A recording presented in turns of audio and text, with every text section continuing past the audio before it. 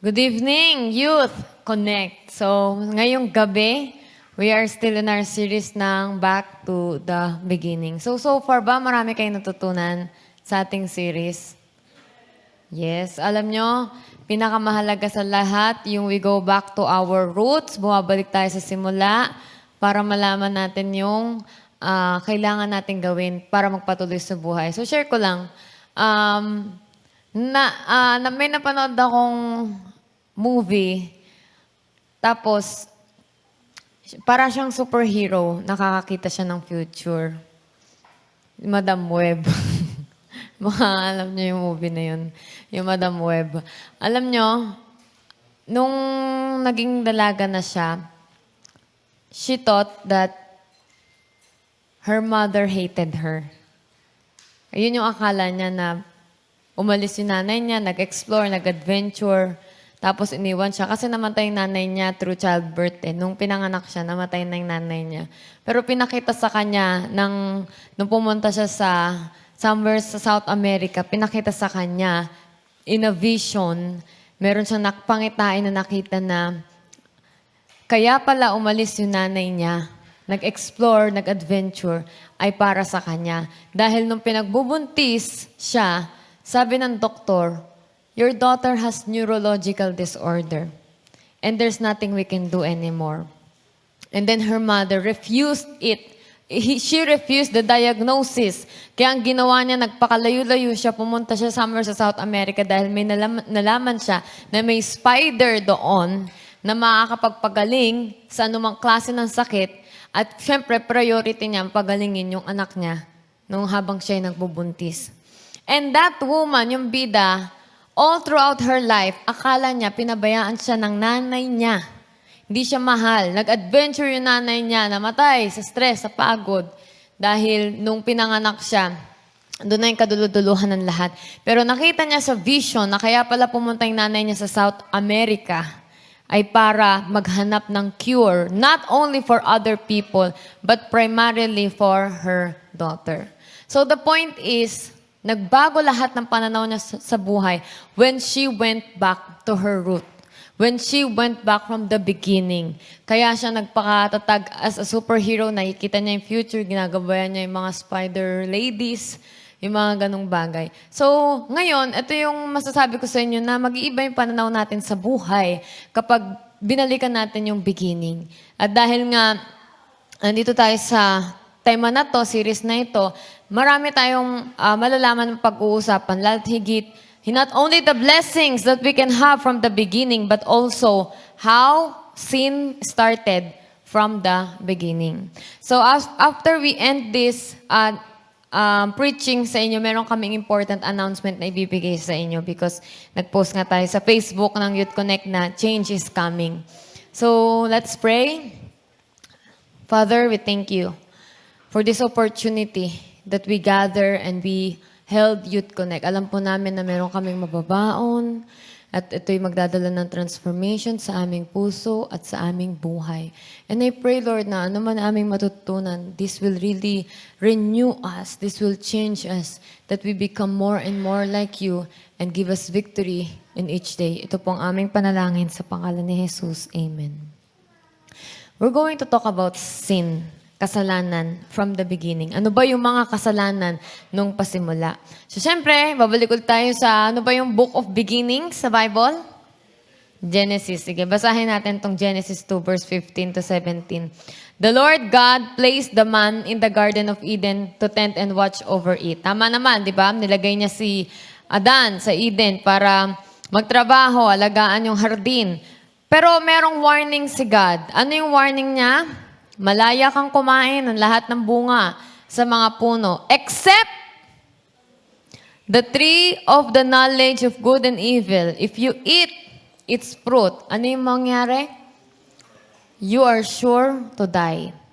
So from the beginning, meron na kaagad na warning.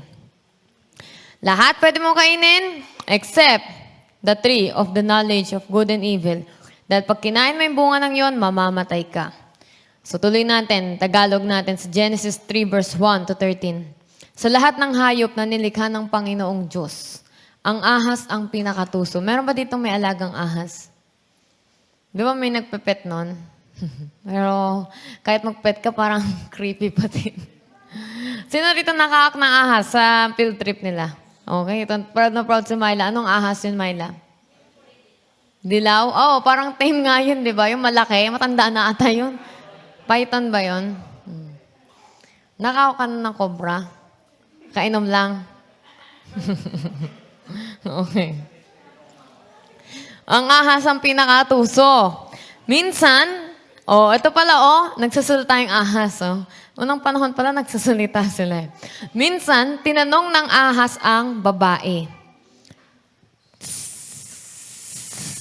Diba? Sino ba yung sa TV na ahas? Valentina.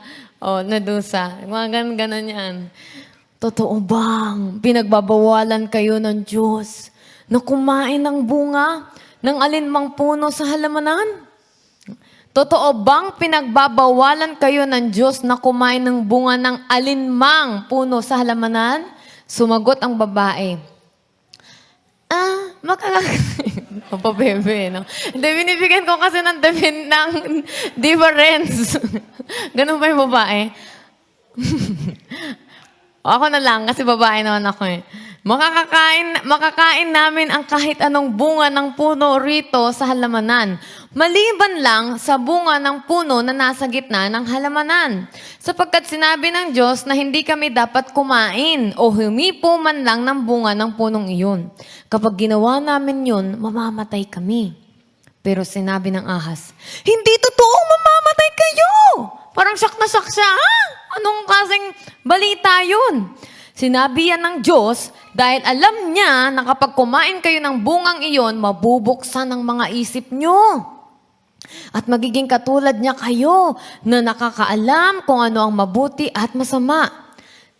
Nang pinagmasdan ng babae ang puno, napakaganda nitong tingnan. At ang bunga ay parang masarap kainin. So maaari na isip niya na, parang wala namang mali dito. Tsaka hindi naman siya nakakatakot. Hindi naman siya nakakamatay, di ba?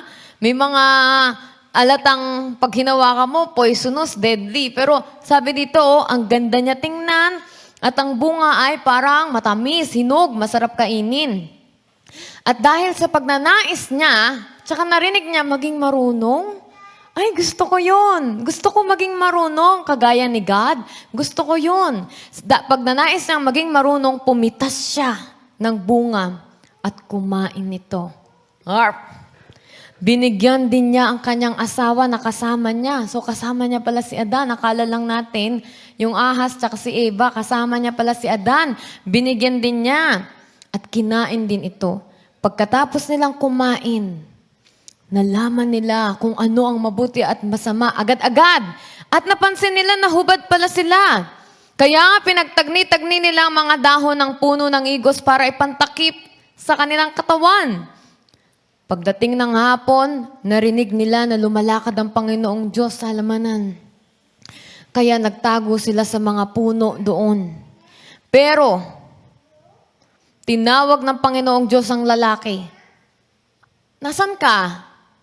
Sumagot ang lalaki, narinig ko po kayo sa halamanan, kaya nagtago ako. Natatakot po ako dahil hubad ako. Nagtanong ang Panginoong Diyos, sinong nagsabi sa iyo na hubad ka? Kumain ka ba ng bunga ng punong kahoy na sinabi ko sa iyo na wag niyong kakainin? Sumagot ang lalaki, ang babae po kasi na binigay niyo sa akin, binigyan ako ng bunga ng punong kahoy na iyon at kinain ko. Tinanong ng Panginoong Diyos ang babae, bakit mo ginawa yun? Sumagot ang babae, nilinlang po kasi ako ng ahas, kaya kumain po ako. So maaaring pamilyar tayo sa kwentong ito. Tama ba? Natuturo natin to sa mga bata. Pero meron ditong may content dito na dapat nating matutunan. Dahil ito yung mga kasalanan mula sa pasimulan. Kasalanan na hanggang ngayon ay nararanasan natin. Kasalanan na hanggang ngayon bumabagabag sa atin, nagkakasala tayo. Hindi lang din to ngayon nangyari, noon pa man, nangyayari na palagi gintong kasalanan. So para i-summarize natin, sige, i-summarize natin, tinatin natin kung gising lahat. Rob, wake up! Ano sa games pa rin eh. Okay, ano yung una nangyari? Nakatanggap sila ng... Nakatanggap sila ng instruction kay Lord. Hindi nila sinunod yun eh. Tinapos mo na eh. Ano mo na yung instruction. Tapos, may ano ba nun? Warning? Ganun? Meron ng warning na binigay. Nag-instruct na si Lord tapos nagbigay na ng warning. Okay, next. O tapos, anong nangyari doon sa babae? Hindi po sumunod. O, tinapos mo na agad, be. O, nasan mo na siya? Nasan siya? Pa. Yes po. Sino yung kumausap sa kanya? Ano yung kumausap? Ahas. Ang pangalan ng ahas? Okay. Ano sabi ng ahas? Ano yung ginawa ng ahas? Nilin lang yung babae na kapag... Tinanong muna siya. Okay, sige. Tinanong siya ng babae na bakit... Bakit sino daw po nagsabi sa kanya na bawal kainin yung bunga nun sa may punong kahoy po. Tapos yung babae naakit dun sa parang itsura nung bunga. Kaya ang ginawa Thank you. Angelina, anong ginawa ng babae? Kinain po yung bunga. Ano naakit siya tapos? Kinain po yung bunga tapos binigay niya din yung asawa niya. Sa ahas. Binigyan din po niya ng bunga yung si Adan. Okay, next. Micah, anong binigay yung bunga? Anong prutas mo na yun? Wala nabanggit kung anong prutas eh. Pero sabi, nung nakumain na sila ng bunga, napagtanto nila na nahubad pala sila. Oy, umalis si Jess. Jess, nangyari sa'yo. Okay, Darlene, napagtanto na hubad sila. Ano ginawa nila? Nagtago po. Noong nagtago, sino yung dumating? Ang Diyos. Tapos hinahanap sila kasi nagtatago sila. Okay, thank you. Jeremiah, ano sabi nung nagtago sila, ano sabi ni Adan? Ano sabi ni Adan kay God? Nagtago po sila. Ano sabi ni Adan kay God? Kalimutan ko. Tinanong, sabi ng Diyos, kinain mo ba yung bunga? Opo. Okay, tama naman. Bakit? Ba't mo kinain? Dahil sabi po ni Eva. Okay, very good. Kala ko dahil masarap. So yan, napagtagni-tagni na natin yung kwento. Yan. So para makita niyo yung summary. So ano ang mga kasalanan mula sa pasimula? Natin, isa-isahin natin to. Unang-una, duda. Yan. Doubting God's word, questioning and challenging kung ano yung sinabi niya. Grabe, no? Diyos na nagsalita, Diyos na nag-instruct. Nung sinabi ng ahas, totoo ba? Yan yung mga salita na nagbibigay sa atin ng duda eh. Kapag may bumulong na sa atin na, totoo ba? Na bawal kainin? Sabi dapat ni Eva, oo, bawal kainin. Yun na yun. Period. Lock. Tapos. At sabi ng ahas, hindi. Kasi ganito mangyari pag ganyan kinain nyo.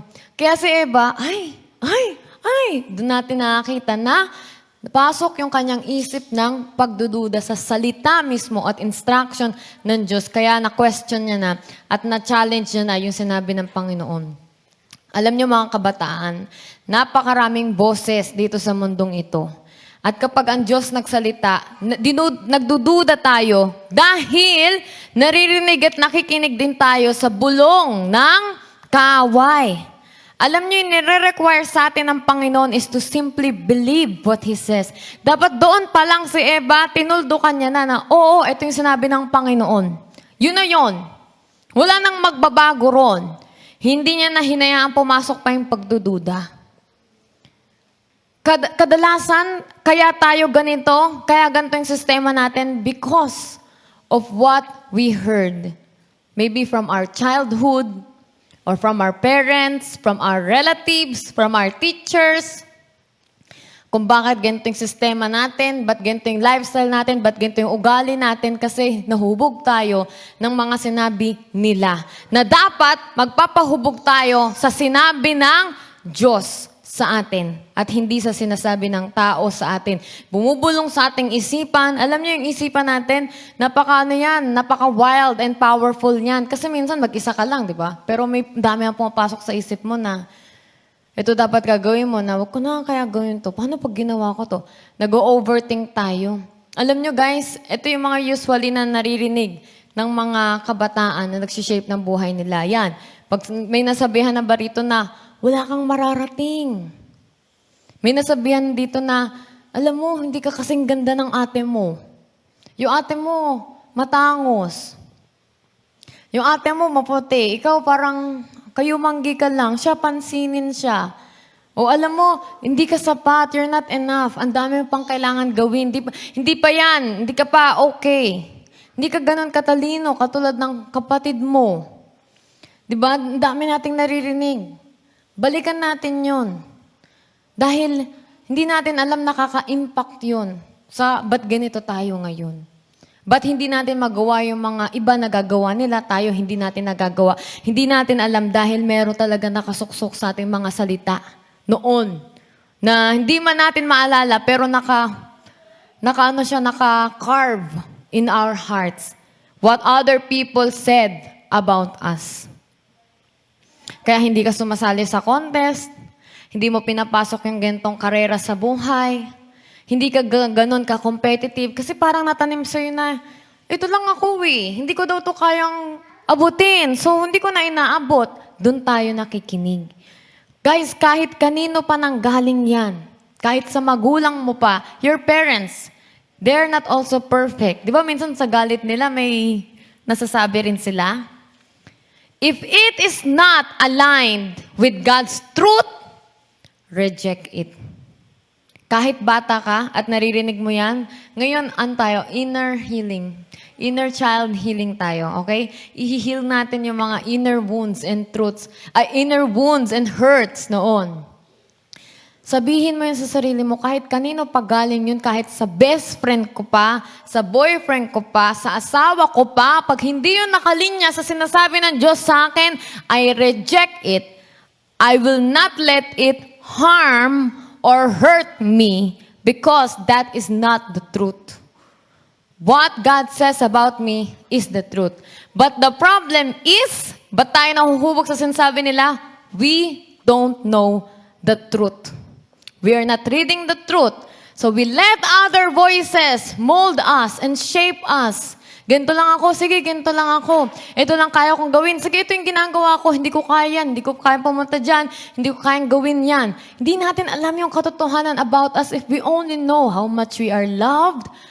We thought nobody loves us, right? May mga ganun ba kayong pakiramdam na kala nyo nagsusurvive na lang kayo sa mundong ito at parang lahat ng tao nakatingin sa inyo ng masama, sinusungitan kayo. Kaya minsan hindi ka na sumasali sa fellowship kasi akala mo lahat sila pinag-uusapan ka. Yung mga ganun nating mga thoughts and concepts, ang dami. Kaya if it is not aligned with God's truth, reject it. You are who God says you are. You are enough and beautiful, handsome, fearfully and wonderfully made. Walang kailangang baguhin sa ilong mo, sa kutis mo, sa ibang bagay. If you only knew how much you are beautiful, then you would not listen to other voices na kailangan ko pa itong gawin para gumanda ako. Maganda ka na, gwapo ka na. You are already enough. At meron kang mararating sa buhay kasi may plano ang Diyos sa buhay mo. So it's really hard na lumalaki tayo na sayang, no? Ilang taon na akong ganito. If I only listen and read the Bible and find out what God says about me, I will have so much freedom. I will have so much freedom, loving myself, accepting myself. Kaya ang nangyayari, tingnan niyo nangyayari guys kapag nakakarinig tayo ng negative word, hindi tayo naiinis sa kanila. Saan tayo naiinis? Sa sarili natin. Hindi natin matanggap yung sarili natin. Dapat di na lang ako nabuhay eh. Parang perwisyo pa ako sa inyo eh. Kung ganito lang din naririnig ko, baka ako talaga yung may mali, baka ako talaga yung pabigat, baka ako talaga yung nakakasira. Alis na lang ako. Hindi tayo nagagalit sa kanila. Nagagalit tayo sa sarili natin. At yung ba yung totoo? Yung ba yung tama? Yung ba yung gusto ni God? Na magalit ka sa sarili mo? Sirain mo yung katawan mo, sirain mo yung sarili mo. Nais ng Diyos malaman niya yung totoo about you and about how God looks at you. Dapat ang salta ng Diyos alone, God's word alone should shape you. So right now, do that habit. Every thought, every lifestyle you have, balikan mo yung Bible. Ito pa yung dapat kong gawin. Totoo ba na ito yung sinabi sa akin? Ito kasi narinig ko nung bata ako. Hanapin ko nga sa Bible kung talagang ganito ako. At makikita nyo, really, God, really, ang tingin ng Diyos sa atin is a very, very precious child. Children of God. Yan ang nangyari kay Eva at sa Ahas. Pinagdudahan niya. Sinabi ng Diyos yun eh. Kahit ano pang sabihin mo, sinabi ng Diyos, yun na yun. Kaya ang kalaban talaga ng Panginoon, pagdududa. Minsan, di natin nararanasan yung kapangyarihan and blessing ng Bible simply because we don't believe it. God wants us to believe what He says, and that is enough. That is powerful enough to change us. If you feel you're not loved, look to the Bible. Find out if you are not loved. Di pa talaga ako kamahal-mahal, pero may namatay para sa akin. Kasi kung hindi naman ako ganun kamahal, ay, grabe naman yung effort pa ni Jesus, di ba? Para bumaba, iligtas ako. Sana hinayaan na lang niya ako sa impyerno mapunta. Hindi, ginawa niya lahat eh. Diyos nga siya eh, bumaba pa siya sa trono niya. So doon pa lang, ma-realize mo na ganun ako kamahal ng Panginoon. You know, about love, and about kung makikita niyong mahalaga ba ang sarili at buhay niyo, alalahanin niyo yung mga panahon na pakaramdam niyo, kayo at Diyos lang yung nandito sa mundo. Ibig sabihin, there are many, many ways na God is very thoughtful of you. Naalala ko ang aking best friend, yung patotoo niya na gusto niya bumili ng mga bulaklak. Tapos, isang araw, may vendor, di ba, nagbebenta ng bulaklak hanggang saan mong pangyayari yun? Kalimutan mo na. 60 pesos siya. 40 na lang. O tapos?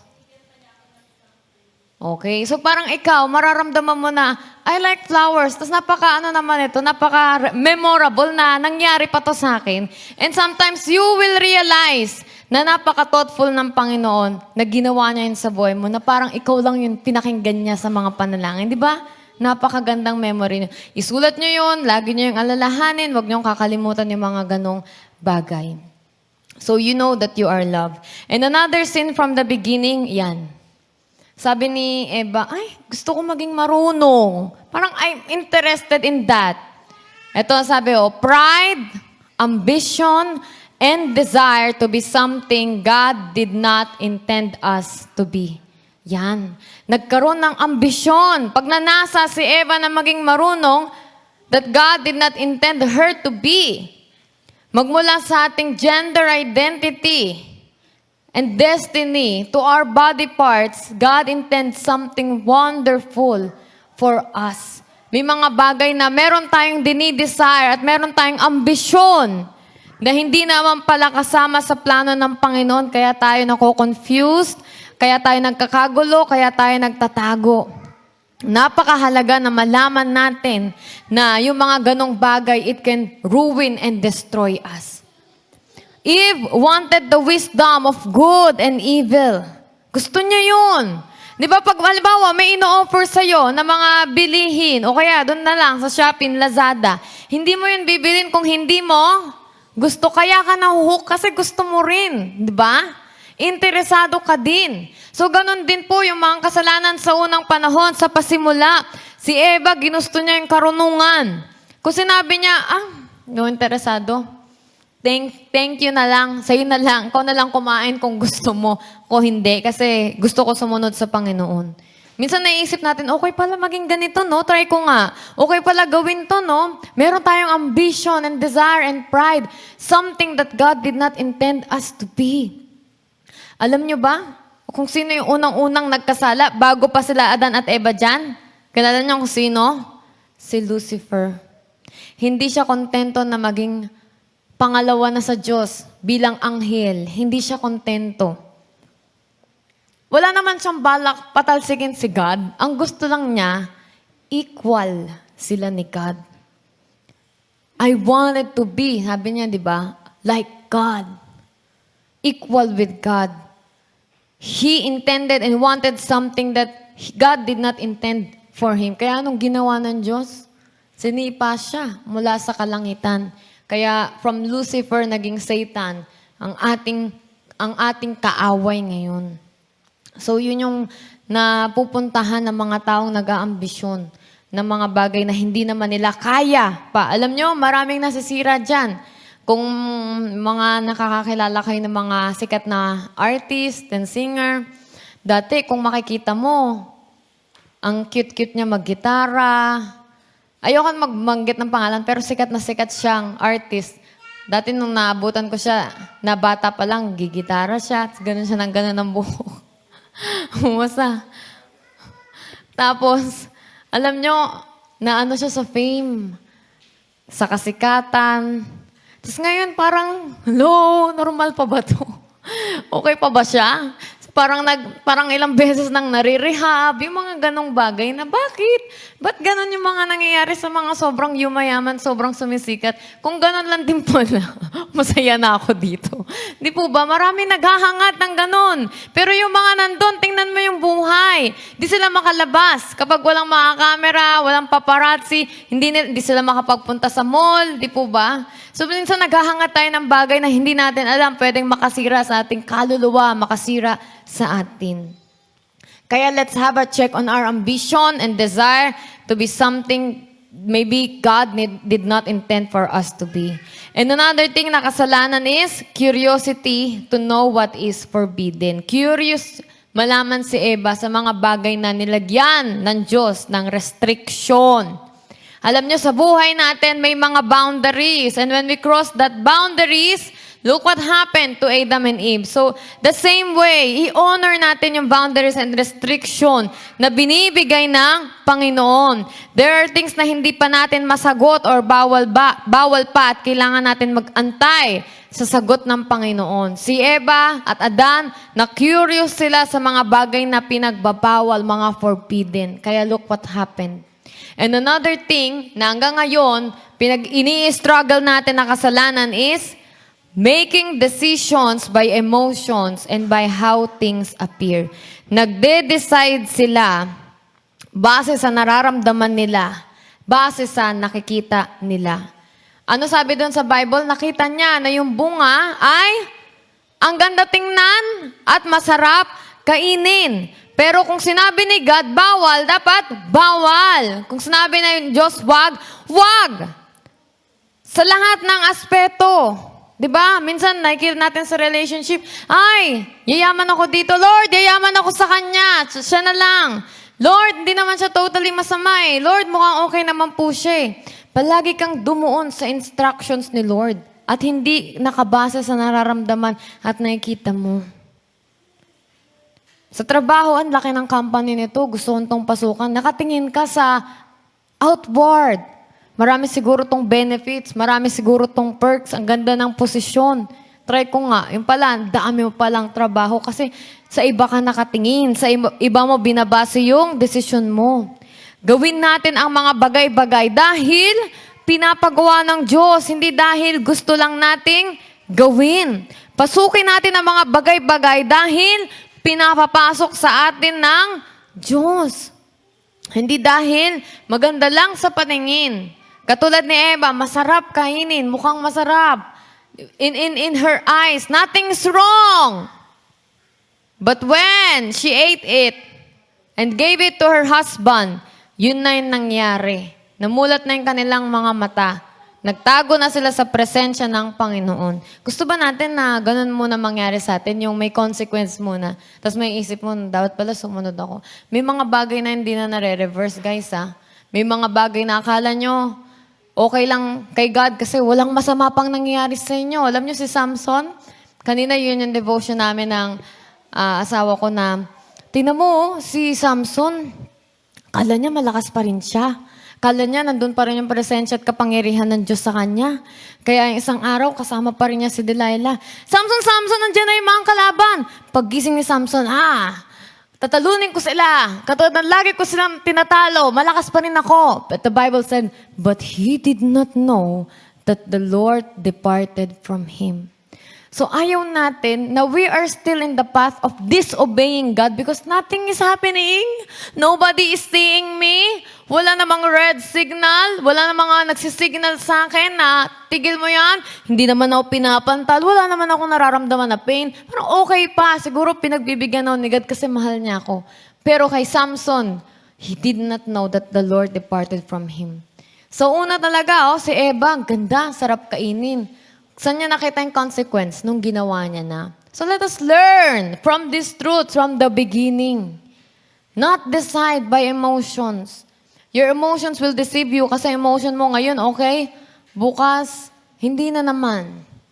Do not decide by how things appear.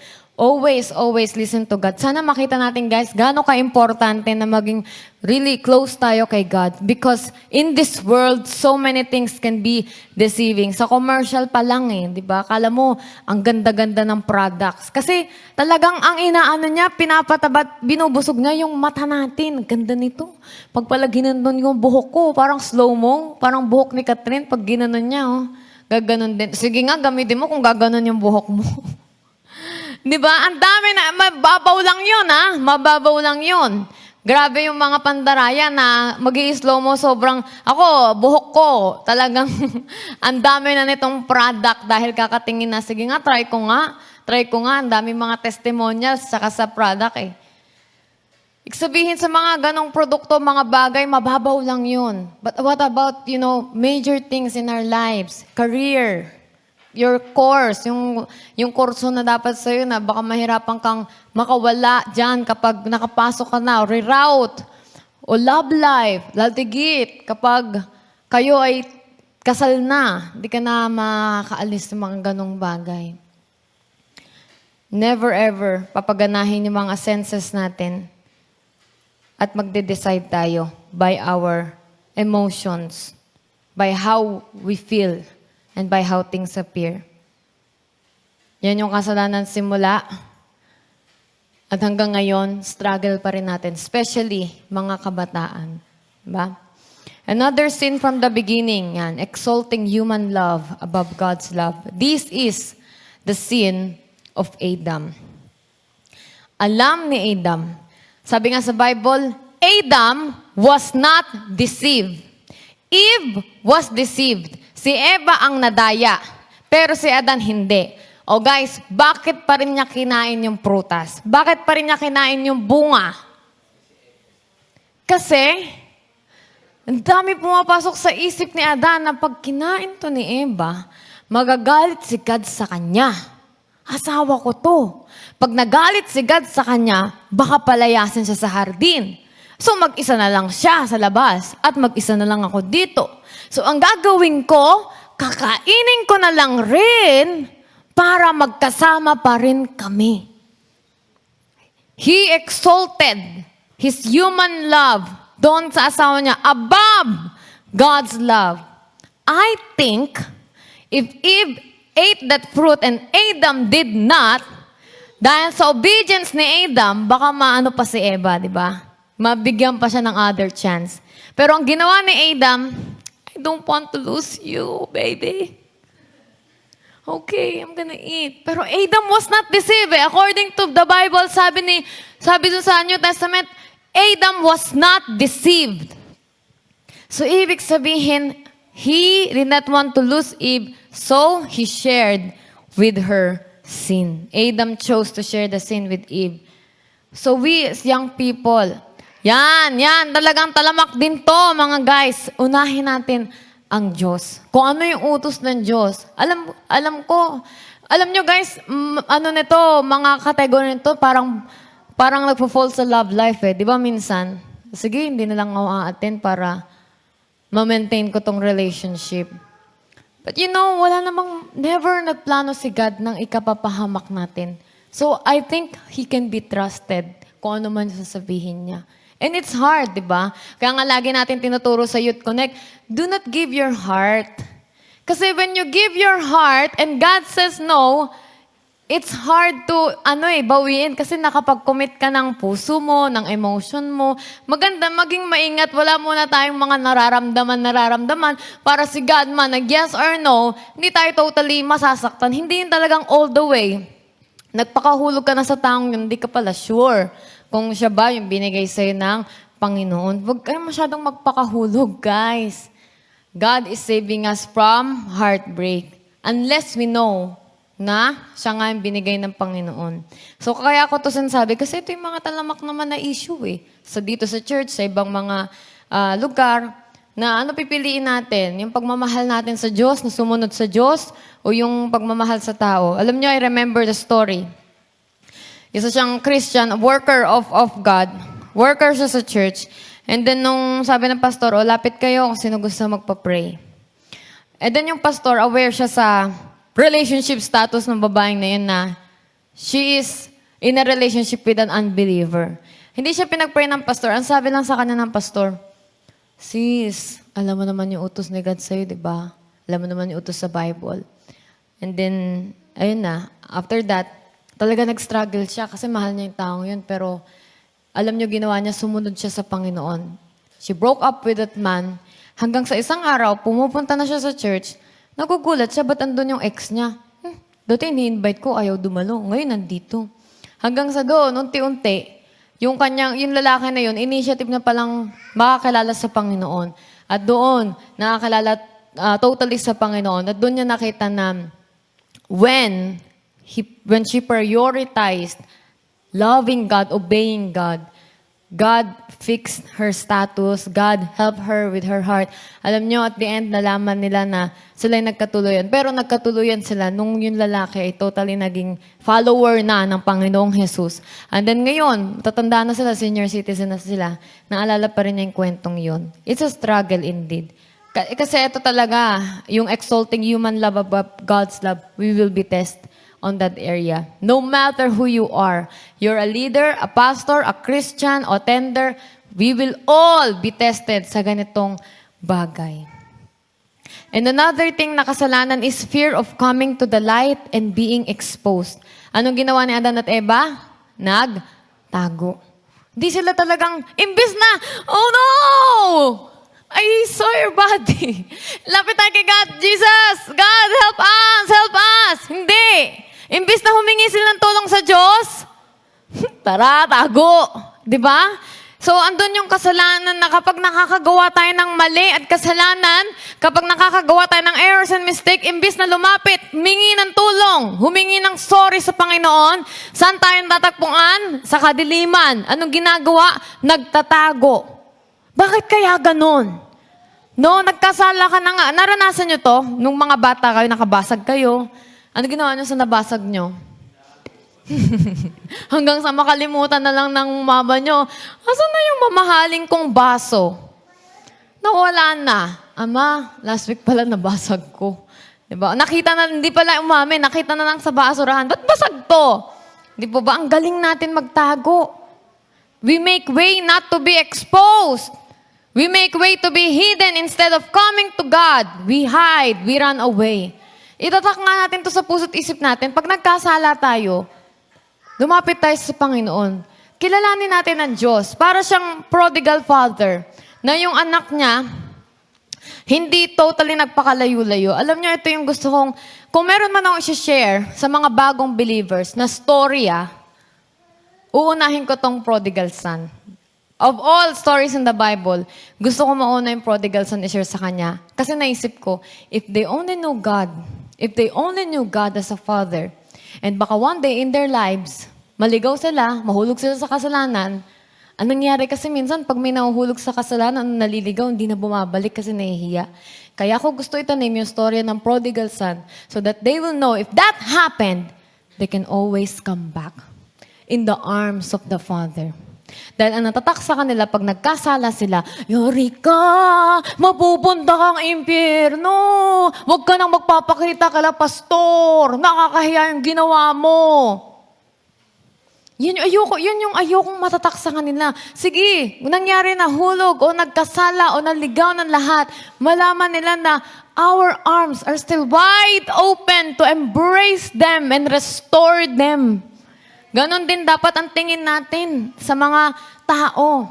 Here, sa church at sa iba. Minsan kasi kapag alam natin makasalanan, iwas. Huwag kausapin. Pero dapat malaman. Kaya sila, talagang iwas na iwas. Di na lang sila aatin. Ayaw na lang nila. Kasi yun yung nalaman nilang kultura ng Kristiyano. Pero i-break natin yun. Malaman nila na they can run to God. At kung yun yung nangyari sa inyo, ang first move nila, lalapit sa mga Christian. Kasi di ba, kaya hindi sila lumalapit. May pagkaano rin kasi tayo no? Judgmental tsaka condemnation, lumalabas sa bibig natin. Dapat kasi hindi mo ginawa yan, hindi mo nangyari sa'yo. Maging maingat tayo sa mga sasabihin natin. Maging maingat tayo sa mga words natin because maybe that's their last hope. Di ba? Tayo na yung last hope nila, tapos magaganon pa tayo. Talagang mababash tayo. Na yung mga Kristiyano, ganyan. You know, a famous man, I forgot his name, pero sobrang famous niya, historical man siya. Sabi niya, iba yung religion niya. Hindi ko lang alam, nalimutan ko na kasi, pero napag-aralan namin to. I don't know if it's Buddhism or Muslim, pero sinabi niya about sa Christian, I like Christ, sabi niya. I like Jesus Christ, but I don't like the Christians. Yun ang sabi niya kung bakit hindi siya nagpaka-Kristiyano. Because he liked Christ. Kung kay Christ, he found Christ so perfect, so wonderful, so beautiful. Pero nakita niya yung mga Kristiyano, ano ba ito? Sobrang layo kay Kristo. Let's be like Christ. Nung may babatuhin na, di ba, yung babae, nagkasala, yung na caught in the act, naalala niyo ba yon, guys? Di ba yung mga tao, mga Pariseo, ready na sila. Batuhin siya hanggang sa mamatay. Ano yung sabi ni Jesus? Dapat si Jesus yung unang-unang babato kasi siya ang pinakamatuwid sa lahat. Pero hindi niya binato. Hindi niya kinondem. Ang sabi niya, go and sin no more. He gave her another chance. So, ganun din, no? Kung ano man ang mangyari, kasi tao lang tayo, kung ano man ang mangyari, call us. Kung ano man ang mangyari, first of all, don't call us pala. Call to God. Okay? Call to God. Malaman nyo yung pag-ibig ng Ama na pwede kayong manumbalik sa Kanya. Ganon din yung paramdam natin sa mga kapatid natin. And then, call us. Sabihin, hingi kayo ng tulong. Pastor, kuya, ate, I did something. Siyempre sa isip natin, ano ba yun? Pero sabi, it's okay. We'll figure it out. We'll do what is right. Okay, yan. And then lastly, blaming others. We never acknowledge our fault. We never take responsibility sa ating mga kasalanan. Instead na maging responsible tayo, sinisisi natin yung iba. Kung bakit napakahirap ng buhay natin, napaka-unpleasant ng buhay natin, bakit ba ganito yung buhay ko? Kasi yung mga magulang ko hindi nagsumikap, nag-asawa sila agad. Kaya ngayon tuloy, isa-isa kaming hindi makakain, di ba? Isa sa mahirap gawin is mag-ako ng kasalanan at pagkakamali. Pero the key to victory is when we acknowledge and confess our sin and mistake. Hindi kami sana mahirap kung nagsumikap sila.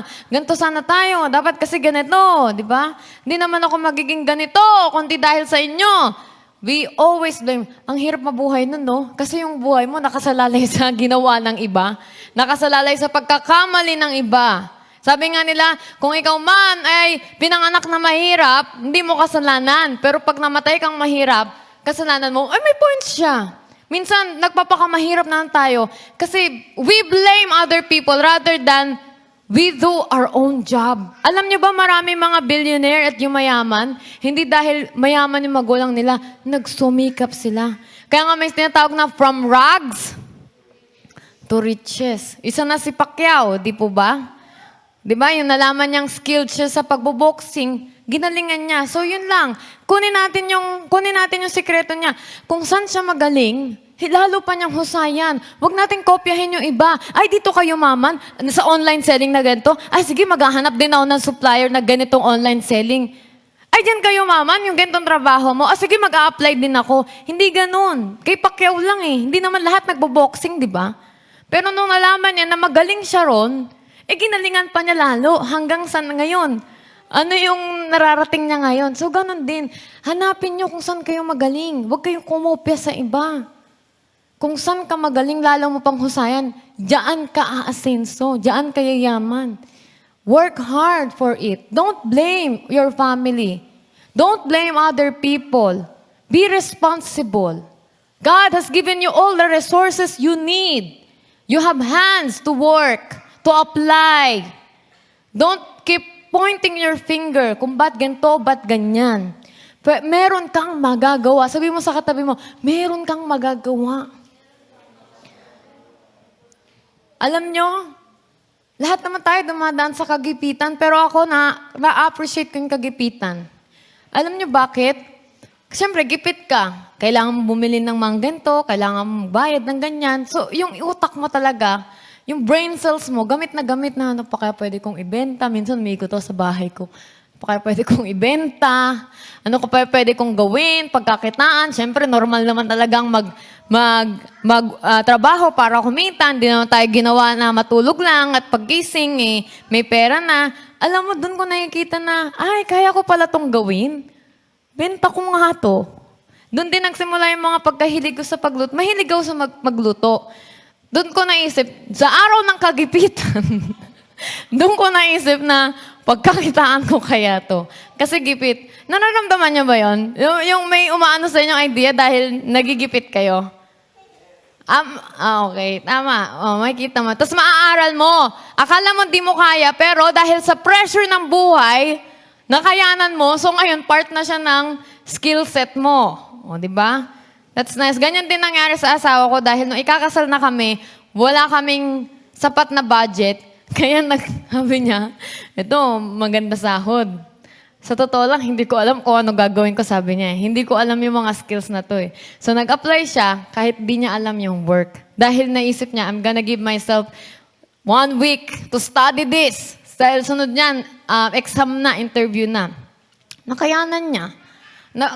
Kaya ngayon, parang kung halimbawa, ganito yung sahod niya, ang laki ng tinaas kasi nandun siya sa pressure na kailangan makapagbayad tayo. Kaya risky part, nag-apply siya sa isang trabaho na aaralin ko lang to. Sa totoo lang, di ko talaga to alam. O sabi ko sa kanya, di ba blessing ako sa'yo? Kung hindi dahil sa akin, hindi mo maaabot yung skills na yan kasi hindi mo alam, kaya mo palang gawin yan. The point is, when you're pressured, nagigipit ka, God will give you resources and everything you need. Okay, so ito last na to, truths to ponder. Okay, remember, let us shout this out. Number 1, it's important to instructions from God. Number 2, stay away to what God restrict us from. Just stay away. Kung hindi na lumapit sa Eva, maririnig niya ba yung ahas? Di mo ata eh. Siguro dumadaan-daan din siya. Halimbawa, pinagbabawal na lalaki at si Jan. Sa una, parang kung bawal, layo ka na kaagad. Pero parang, gwapo pala nito. Pagkita kayo ulit, ay, di ba? Ibig sabihin, ikaw rin nilalapit mo rin yung sarili mo eh, di ba? Dapat lumayo ka na lang, wag mo nang pansinin. Tama. Next, number 3. Do not converse with the evil one. Do not communicate. Rebuke evil thought, rebuke their lies. Kapag may sumanib, kapag may bumulong sa inyong negative, don't entertain it. Rebuke it in Jesus' name. Hindi katotohanan yung mga naririnig ko sa isip ko, I rebuke it. Hindi yung paglalaruan mo pa siya. I-divert mo kaagad sa isip mo. Bumangon ka kaagad. Gumawa ka kaagad ng household chores para makalimutan mo yung intrusive thoughts na yon o kaya racing thoughts na yon. Next, always know that God tells the truth and Satan speaks nothing but lies and deception. Dalawa lang yan. What God says, it's the truth. What Satan says, nothing but lies and deception. So what will you believe in? Kay God. Next is, do not open your heart to the things God has not given us. Just focus on obeying God. And the rest, kung hindi ko to alam, kung forbidden to, wag na nating try, buksan at i-explore. I'll just obey God. So these sins, from the beginning, we are meant to conquer in our generation. Amen? So let's have a short prayer. Oh God, We thank you from the story of Adam and Eve. Yung mga pinagdaanan nila. Na ilang beses din kami nasilo, nagkasala, pero binibigyan nyo kami ng panibagong pagkakataon and chance para ito, Panginoon, ay mapagtagumpayan namin. So give us grace, give us power, and may we always remember even the mistakes of the people in the past and learn from them. May we always remember your truth, and yun yung magdikta sa amin, and not let any lies and deception enter our hearts and our thoughts in the mighty name of Jesus. Amen. Okay, so we're going to have important short announcement. There will be a major, wonderful change sa ating Youth Connect. Ayan, ipipresent na lang ni Liwi. Wala pa, guys. So, ang ating Youth Connect ay magkakaroon ng dalawang pangyayari. Magkakaroon tayo ng Youth Connect Group and Youth Connect Party. Ganito mangyari. Sa Youth Connect Group, we will group each of us according sa pinakamalapit na residence na mamaya, papakita ko sa inyo, and by schedule. So, ibig sabihin niyan, ang Youth Connect natin ay hindi na every Friday na magkikita-kita rito. Hindi na ganito. Mag-start to sa second week ng April. Magkakaroon na tayo ng grupo base sa residence at schedule na ibibigay nila that will also favor us para lahat makapunta, lahat maka-attend. And yung Youth Connect Party, ang mangyayari niyan is we're going to see each other again, but only every first Friday of the month. We're going to have games, fellowship, prizes, praise and worship, word of God. Parang ganito, guys. Pero hindi na siya every Friday. Tuwing kailan na siya? Every first Friday. Don't you forget it. Every first Friday of the month, we will call it Youth Connect Party. Baka may mga kainan pa at lahat. Pero, for the rest of the week, we're going to have Youth Connect Group. So these are the following na magkakaroon ng group. Isipin nyo kung saan kayo malapit. Okay, so first is Genty De Leon. Okay, so naisip naming schedule ay Tuesday, 7 p.m. That will be our Youth Connect in Genty De Leon. So that would be held in Palomar, in our house, or maybe in Kuya RJ's house. Alam niyo, pinaganda niya yung bahay niya. Hindi niya alam, may plano si God. Gagamitin ni God yung bahay niya. Yung kanyang blue aesthetically house with a big space and a free drinks. Charon. So, hindi naman, pinaganda ni Kuya RJ, hindi niya alam na sinagot ng Diyos ang kanyang panalangin, naggamitin pa siya ng Panginoon. Sabi ni God, hindi ikaw ang gagamitin ko, ang bahay mo. Charon. Gamitin ka ng Panginoon, okay?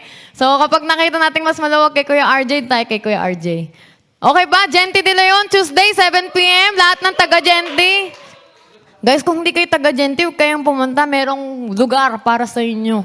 Okay, next is Malinto. Okay, we have Wednesday, 6 p.m. Magallanes Residence sa kaduduluhan ng Pinalagan. Bahala na kayo, paano kayo pupunta ron. Pero sabi niya, mag-offer siya ng service. So, magkikita-kita kayo somewhere there. Guys, huwag kayong mag-alala. Lahat to, magkakaroon ng group chat. Okay? Para i-add na lang kayo. Or, pag hindi sa Magallanes Residence, halimbawa, wala siya sa mood, ayaw niyang pumunta kayo sa bahay, doon kayo sa mga park, kung ano man. Hindi to limited, Kung ano sabihin ng leader nyo, guys, mag-mall tayo, guys, mag-coffee tayo. Kung ano yung gimmick nila, sunod lang kayo ng sunod, okay? Guys, manood tayo, ganyan. Okay, next, we have Balubaran. Ay, actually, siya lang talaga okay. Balubaran, kailan kayo? Kayo yung walang schedule Oo. Ano lang to, preset, kung Wednesday din kayo. Pero ang venue na daw ay dito, Las Vegas, Maysan. Lahat ng taga-Balubaran. Susuyurin ni Bebe lahat ng taga-Balubaran. O ibang bahay. Bahala ka, basta meron tayong sa GC. And lastly, Las Vegas. Lahat ng sino yung mga tao dito? Dito yung mga walang faction. Okay. Okay, so isa-isa na. Friday Las Vegas, ibig sabihin yung pinakamalapit dito sa Maysan o kaya yung mga nagtatrabaho dito sa church. Friday, 7 p.m. Las Vegas, Maysan.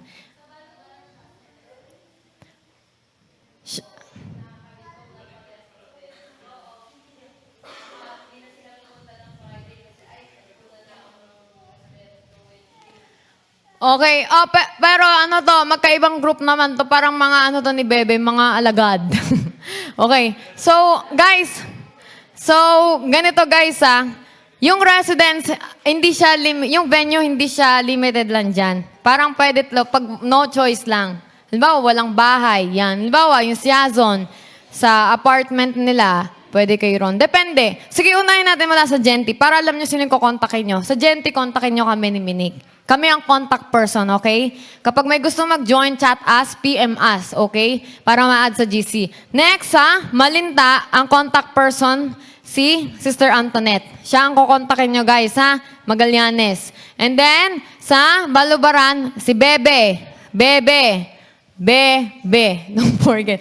And then, sa Las Vegas, Damago Couple. Okay? Kung gusto nyo sa Las Vegas na mas convenient sa inyo, Las Vegas at Friday, 7 p.m., Mago. Okay, guys. Sige. Di ba sinabi ko kanina, depende sa residence. Ganito na lang. Kung halimbawa si Myla, taga-Genti, pero mas convenient sa kanya yung gantong oras sa Las Vegas, okay lang, Myla. Myla?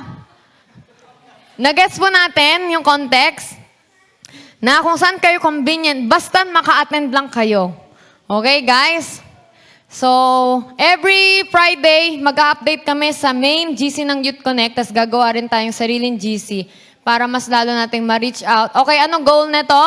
I-reach out natin yung mga kapitbahay natin, tsaka mapalapit tayo sa isa't isa. At lalo't higit, magiging convenient na to sa inyo. Di na kayo babiyahe, lalakad na lang kayo. Okay, guys? Masaya ba to? Maganda ba to? Magawin natin yan. And don't forget, magkikita-kita pa rin tayo kasi baka kumanta na tayo ng farewell Magkikita-kita pa rin tayo every first Friday of the month. Here, okay? Here. Bring your friends. You can bring new friends.